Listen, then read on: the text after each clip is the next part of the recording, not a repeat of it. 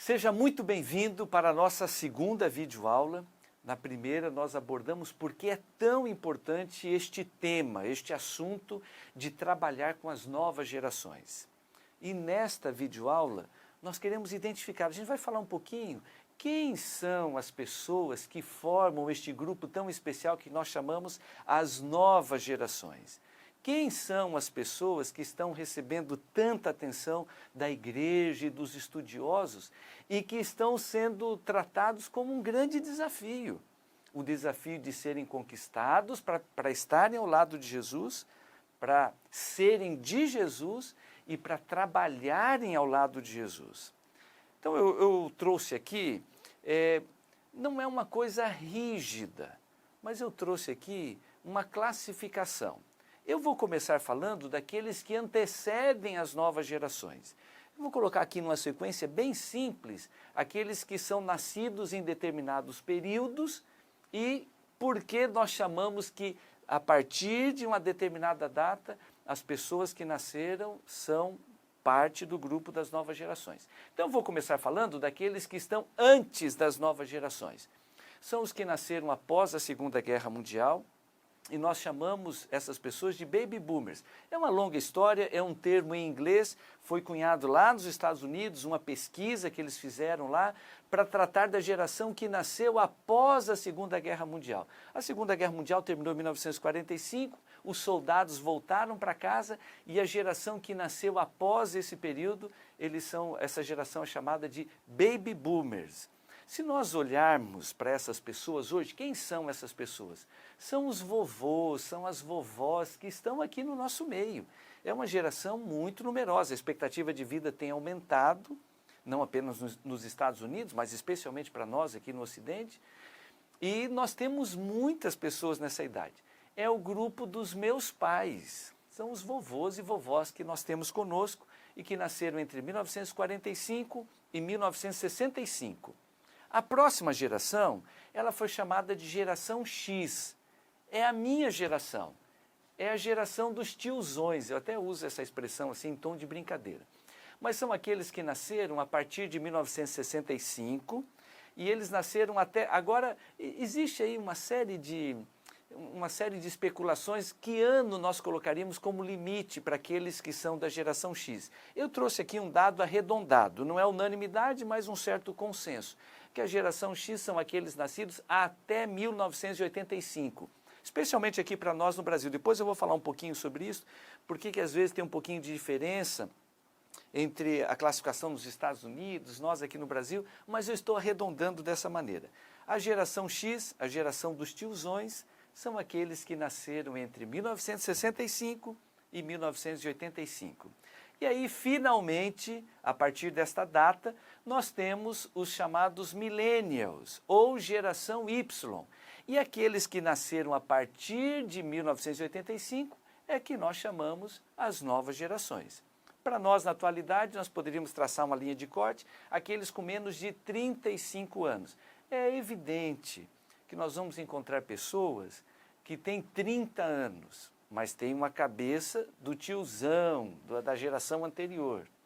E é evidente também que nós vamos encontrar pessoas com 40 anos, mas que por uma série de fatores, eles já têm a cabeça conectada com as novas gerações e nós poderíamos dizer, esse aqui é um representante das novas gerações.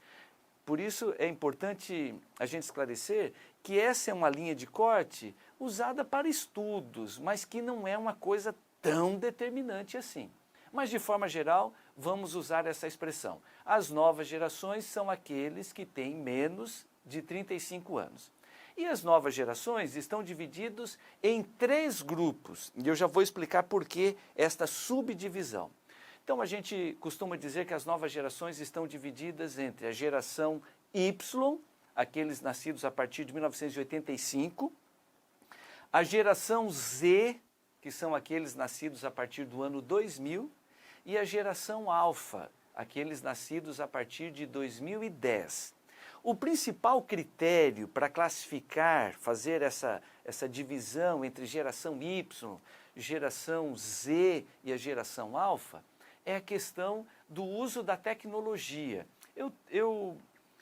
eu costumo dizer que essas novas gerações, vou usar uma expressão que não apenas eu utilizo, mas são os nativos digitais. A minha geração, ela não nasceu conectada, mas essa nova geração, ela nasceu conectada. O pessoal de 1985 para frente dificilmente vai se lembrar quando é que eles tiveram o primeiro computador, porque eles eram crianças ainda e já estavam mexendo com o computador. Os meus filhos, que são representantes aí da geração Y, quando eles se dão por conta, eles já tinham o computador e tinham internet em casa. Então eles vão fazendo essa classificação. Veja, a geração Y já é uma geração digital. A geração Z já é uma geração online. Eles estavam o tempo todo com essa conexão com a internet. E a geração Z, ela é muito impactante porque antes mesmo de estarem alfabetizados, eles já tinham acesso à navegação porque a tecnologia touch foi desenvolvida. Então hoje a coisa mais comum do mundo é você encontrar uma criança que ainda não sabe nem falar direito, tem ali 2 aninhos e você entrega nas mãos dela um tablet, um smartphone, e ela já consegue ali com o dedinho e vai navegando. Não sabe nem falar, quanto mais ler e escrever, mas ela já tem acesso à conexão, ao mundo virtual, por causa dessa facilidade espetacular que a tecnologia touch. Então, resumindo, essas 3 gerações, essas 3 subdivisões das novas gerações, elas são classificadas dessa maneira, especialmente por causa do impacto tecnológico. E eu gostaria de destacar nesse momento as 2 principais. É lógico que eu não sou aqui o grande dono da verdade, mas você que é parte das novas gerações e você que porventura trabalha com as novas gerações, seria importantíssimo entender essas 2 grandes características que fazem com que as novas gerações sejam diferentes da minha geração, da geração dos tiozões, da geração dos meus pais, que são avós das novas gerações. Veja, a primeira característica é essa: as novas gerações elas vivem intensamente os principais conceitos da pós-modernidade.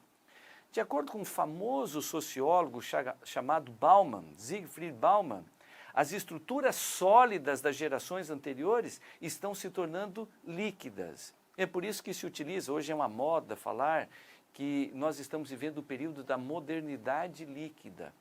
O que significaria isto?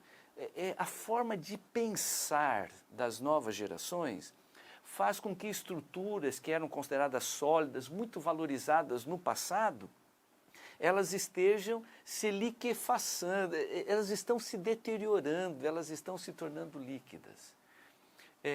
Um exemplo, pastor, dá um exemplo para nós.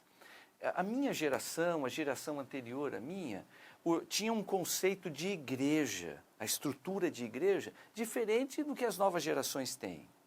Tinha um conceito de família, a estrutura de família, diferente do que as novas gerações têm. E só a título de exemplo, até a minha geração, quando se dizia assim, definam a família, a gente tinha uma definição clássica. Uma família é formada pelo marido e a mulher, que depois de se unirem em casamento, de um compromisso, eles vão ter filhos. Isso é um núcleo familiar. A gente chama essa família de família nuclear tradicional. Hoje, existem tantas configurações de família que se tornou difícil. Definam a família. Então, aquela estrutura que era sólida, rígida, ela se liquefez, ela tá diluída. Então, hoje, uma mulher sozinha com um gato, ela diz assim, eu quero ser considerado uma família. Um homem, um solteirão, morando sozinho, tem um cachorrinho, ele diz assim, não, eu quero ser considerado uma família. Eu estou colocando isso aqui a título de exemplo, não vou nem entrar no mérito aqui dos novos tipos de casamento, das novas configurações. E também não estou entrando no mérito de dizer isso é certo e isso é errado. O que eu estou querendo dizer, as novas gerações têm uma forma de pensar que foi afetado pelos conceitos da pós-modernidade, de tal maneira que as estruturas de antigamente, elas estão completamente alteradas e são perfeitamente aceitas pelas novas gerações. Isso é um desafio, Um desafio tremendo, especialmente para os tiozões e para os vovôs e vovós que trabalham com as novas gerações. A outra característica, nós já falamos um pouquinho, é a questão do impacto tecnológico. As novas gerações são profundamente afetadas pelo impacto da revolução tecnológica que nós experimentamos nos últimos anos. Uma psicóloga lá dos Estados Unidos, da Universidade de San Diego, ela escreveu um livro chamado iGen, I do iPhone e assim por diante, e Gen de Generation, a geração do iPhone. Estou simplificando aqui. Mas ela diz que o impacto tecnológico para essa nova geração é tão grande, ela classifica a iGen, essa nova geração tecnológica, a partir de 1995. Ela diz que o impacto tecnológico foi tão grande que afetou profundamente a forma de pensar, a forma de se relacionar das pessoas que compõem essa nova geração. E ela usa uma expressão muito impactante. Talvez nós estejamos diante de uma nova raça. Olha que coisa impactante. Veja, se a gente juntar essas duas grandes características das novas gerações, que é viver, praticar os conceitos da modernidade líquida, da pós-modernidade nos nossos dias, mais a questão do impacto tecnológico, nós chegamos à conclusão de que precisamos ajustar a nossa maneira de mobilizarmos, de estimularmos. Precisamos ajustar a maneira de nós trabalharmos com as novas gerações. A minha geração tinha um estilo, ela se sentia motivada, ela se sentia conquistada por abordagens e por conceitos que talvez hoje não tenham valor nenhum. E, por outro lado, a gente tem que ter um entendimento. E agora eu quero colocar um desafio muito grande para aqueles que fazem parte das novas gerações. Nós precisamos ter um entendimento de que pensar de forma diferente, ter conceitos e uma escala de valores diferente, nos obriga a ouvir mais a outra pessoa, a ter disposição para compreender mais a outra pessoa e buscarmos aqueles pontos que nós temos de encontro e não de conflito, os pontos de convergência, para que nós possamos nos valorizar mutuamente e para que possamos trabalhar melhor juntos. Então fica aqui o desafio. Se você é da nova geração, tenta pensar um pouquinho, compreender como é que funciona a cabeça dos tiozões, dos avós, a cabeça dos seus pais. Se você é da minha geração para trás e está trabalhando com as novas gerações, esses dois conceitos que eu apresentei precisam fazer parte da sua lista de conhecimento, para você saber com quem você está lidando. Na nossa próxima videoaula, eu vou tentar responder uma grande pergunta.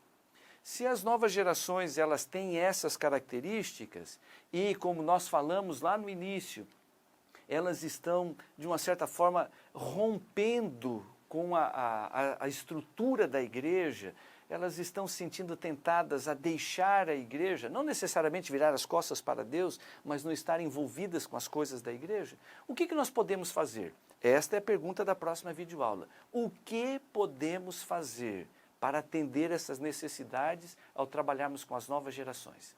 Espero você no nosso próximo encontro.